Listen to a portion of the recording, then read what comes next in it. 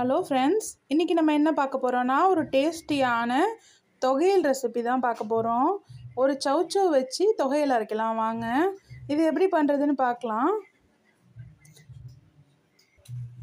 ஒரு சின்ன பிஞ்சியாக ஒரு சௌச்சௌ வாங்கி அதில் வந்து தோல் நல்லா நீக்கிட்டு நம்ம சீவி எடுத்துக்கலாம். பாருங்கள், இந்த மாதிரி சீவியாச்சு. ஒரு கிரேட்டர் வச்சு நல்லா சீவியாச்சு. இதுக்கப்புறமா நம்ம தொகையல் எப்படி பண்ணலான்னு பார்க்கலாம். ஃப்ரெண்ட்ஸ், ஒரு அடுப்பில் வானொலி வச்சுட்டு அதை நல்லா ஹீட் பண்ணிட்டு அதுக்கப்புறமா ஒரு கரண்டி வந்து நல்லா குழிக்கரண்டியால் ஒரு கரண்டி உளுந்து அதுக்கப்புறம் ஒரு 10 வரமிளகா வச்சுருக்கேன். ஏன் வந்து உளுத்தம்பருப்பு கொஞ்சம் ஜாஸ்தியாக வச்சுருக்கேன் அப்படின்னா, இந்த தொகையலுக்கு மட்டும் கொஞ்சம் உளுத்தம்பருப்பு கூட வச்சா தான் டேஸ்ட்டாக இருக்கும். இல்லைன்னா ஸ்வீட்டாக இருக்கும். அதே சமயத்தில் பார்த்திங்கன்னா கொழகொழப்பு தன்மையும் அதிகமாக இருக்கும். அதனால் இது கொஞ்சம் கூட வச்சா தான் ஃப்ரெண்ட்ஸ் நல்லாயிருக்கும். அதுமாரி வரமிளகாவும் நான் ஒரு 10 மிளகா வச்சுருக்கேன். இதை வந்து நம்ம இதோட சேர்த்துக்கலாம். இனிப்பு சட்டியில் சேர்த்துக்கலாம். சேர்த்து நீங்கள் சமையலுக்கு யூஸ் பண்ணுற எண்ணெயாக இருந்தாலும் பரவாயில்ல, நல்லெண்ணெயாக இருந்தாலும் பரவாயில்ல, ஏதோ ஒரு எண்ணெய் விட்டு இதை நல்லா நம்ம வந்து வறுத்து எடுத்துக்கலாம்.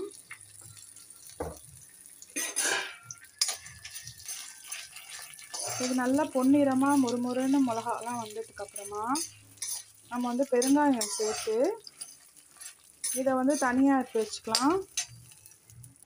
ஃப்ரெண்ட்ஸ், அடுப்பை நல்லா சிம்மிலேயே வச்சு வருங்க. பொன்னிறமாக ஆயிடுச்சு. ஏன்னா அப்போ தான் உள்ளுக்குள்ளெல்லாம் அந்த பருப்பு வந்து நல்லா முறுமுறுன்னு ஆகும். அப்போ தான் அதோட வாசனை நல்லா தொகையல்ல நல்லா இருக்கும். இந்த ஸ்டேஜில் வந்து நம்ம வந்து இது வந்து இந்த பெருங்காயம் அப்படிங்கிறதுனால வந்து நான் வந்து லேட்டாக சேர்க்குறேன். இதே கட்டியாக இருந்ததுன்னா நீங்கள் வந்து பொரிச்சுட்டே இது ஸ்டார்ட் பண்ணிடலாம். நல்ல பெருங்காயம் சேர்த்துங்க ஃப்ரெண்ட்ஸ். இதை வந்து நம்ம வந்து நல்லா முறுமுறுன்னு ஆயிடுச்சு. இப்போ அடுப்பை ஆஃப் பண்ணிவிட்டு நம்ம வந்து இதை வந்து தனியாக ஒரு தட்டில் எடுத்து வச்சுக்கலாம். ஃப்ரெண்ட்ஸ், இப்போ வந்து நம்ம வந்து இதை உளுந்து அப்புறம் இந்த வரமிளகா எல்லாத்தையும் நம்ம பொரித்து எடுத்து வச்சிட்டோம். அதுக்கப்புறமா நம்ம வந்து சீவி வச்சுருந்த அந்த சௌச்சௌ வந்து நம்ம வந்து அந்த வானொலியில் இருக்கிற எண்ணெயிலேயே நம்ம சேர்த்துட்டோம். இது நல்லா வதங்கணும் ஃப்ரெண்ட்ஸ். பச்சை வாசனை முழுக்க இதில் போகணும்.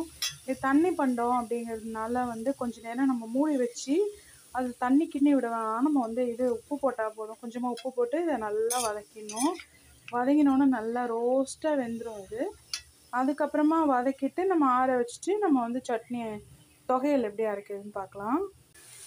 ஃப்ரெண்ட்ஸ், நம்ம சீவி வச்சுருந்ததை நல்லா அடுப்பில் சேர்த்து நம்ம நல்லா வதக்கிட்டு இருக்கோம். இது நல்லா வதங்கட்டும்.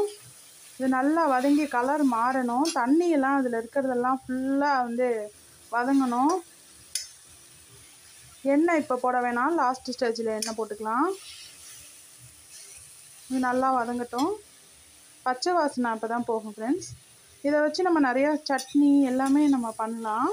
அடுத்தது உங்களுக்கு சட்னி எப்படி பண்ணுறதுன்னு போடுறேன். இது நல்லா வதங்கட்டும் ஃப்ரெண்ட்ஸ். ஒரு 10-15 நிமிஷமாக நல்லா வதங்கிட்டுருக்கு.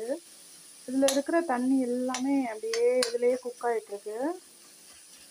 கொஞ்சமாக இருந்த எண்ணெயோடு நம்ம வந்து கொஞ்சமாக எண்ணெய் சேர்த்தேன். அதோட குக் ஆகிட்டுருக்கு. கொஞ்ச நேரம் நல்லா வதக்கிட்டு அதுக்கப்புறமா நம்ம அரைக்கலாம். ஆற வச்சுட்டு அரைக்கலாம். ஃப்ரெண்ட்ஸ், இதில் இருந்து நல்லா நீரெல்லாம் சுண்டி நல்லா வதங்கிடுச்சு. இன்னும் கொஞ்சம் வதக்கணும் அப்படின்னா இது வந்து அந்த டேஸ்ட் போயிடும். நல்லா இது போதும். இந்த ஸ்டேஜில் ஆஃப் பண்ணிவிட்டு நம்ம அரைச்சிடலாம். நம்ம வந்து தினமே இதில் வந்து பொரியல் பண்ணுவோம், அதுக்கப்புறம் கூட்டு பண்ணுவோம், அதுக்கப்புறம் மோர் குழம்புல போடுவோம், அப்புறம் அவியலில் சேர்ப்போம். இந்த மாதிரி பண்ணுறதுல தொகையலும் இது மாதிரி பண்ணி பார்த்தோன்னா ரொம்ப டேஸ்ட்டாக இருக்கும். ஒரு வாட்டி ட்ரை பண்ணுங்கள். வாரத்தில் ஒரு நாளாவது வந்து நீர்க்காயில் சட்னி, தொகையல், இது பீர்க்கங்காய் இந்த மாதிரி தொகையெல்லாம் சாப்பிட்றது ரொம்ப நல்லது. குழந்தைங்களுக்கு இப்போலேருந்து நம்ம பழக்கம் பண்ணிட்டோம் அப்படின்னா அவங்க சாப்பிட்டுக்குவாங்க. சூடான சாதத்தில் வந்து நெய் போட்டு இல்லைன்னா எண்ணெய் போட்டு நல்லா நல்லெண்ணெய் போட்டு அதில் வந்து நம்ம சாப்பிட்டோன்னா சூப்பராக இருக்கும். வாங்க ஆற வச்சுட்டு எப்படி அரைக்கிறதுன்னு பார்க்கலாம். நல்லா ஆறிடுச்சு, வதக்கி ஆற வச்சாச்சு. அதுக்கப்புறமா மிளகாலெல்லாம் காம நீக்கி எடுத்து வச்சுட்டு அதுக்கப்புறமா இதுக்கு தேவையான அளவு ஒரு சின்ன நெல்லிக்காய் சைஸ் புளி, அப்புறம் ஏற்கனவே கொஞ்சம் உப்பு போட்டாச்சு. அப்புறம் இன்னும் கொஞ்சம் உப்பு எடுத்து வச்சுருக்கேன். அப்புறம் இந்த உளுந்து வந்து தனியாக இருக்குது. இது வந்து நம்ம வந்து லாஸ்ட்டாக நம்ம போட்டு அரைச்சிக்கலாம். அப்போ தான் கொர கொரப்பாக நல்லாயிருக்கும். இப்போ வந்து நம்ம வந்து இந்த காய் எல்லாத்தையும் ஆற வச்ச காய் எல்லாமே இருக்கட்டும். நம்ம வந்து ஒரு மிக்ஸி ஜார் எடுத்துருக்கோம். அதில் வந்து மிளகா வத்தல் சேர்த்தாச்சு. அதுக்கப்புறமா புளி சேர்த்தாச்சு. கொஞ்சமாக உப்பு போட்டாச்சு. அதுக்கப்புறமா இதை வந்து நல்லா அரைச்சிக்கலாம். ஃப்ரெண்ட்ஸ், கொர கொரப்பாக அரைச்சாச்சு. இப்போது நம்ம வந்து அந்த ஆற வச்சுருந்த அந்த காயை சேர்த்துக்கலாம். அதுக்கப்புறமா உளுந்தையும் சேர்த்து நல்லா அரைச்சிடலாம். அரைச்சிட்டு நம்ம துவையல் ரெடி ஆகிடும். அப்புறமா சுட சுட சாதம் வச்சு சாப்பிட வேண்டியதான். பார்க்கலாம் வாங்க. ஃப்ரெண்ட்ஸ், ரொம்ப நல்லா அரைப்பட்டிருக்கு. சூப்பராக இருக்குது. இது வந்து நம்ம தேங்காய் துவையல் மாதிரியே இருக்கும் டேஸ்ட்டு. இது வந்து ஒரு 4 பேர் சாப்பிட்லாம், 4-5 பேர் சாப்பிட்லாம். ரொம்ப டேஸ்ட்டாக ரெடி ஆயிடுச்சு. ட்ரை பண்ணி பாருங்கள். ரொம்ப டேஸ்ட்டாகவும் ஹெல்த்தியாகவும் இருக்கும். பாய்.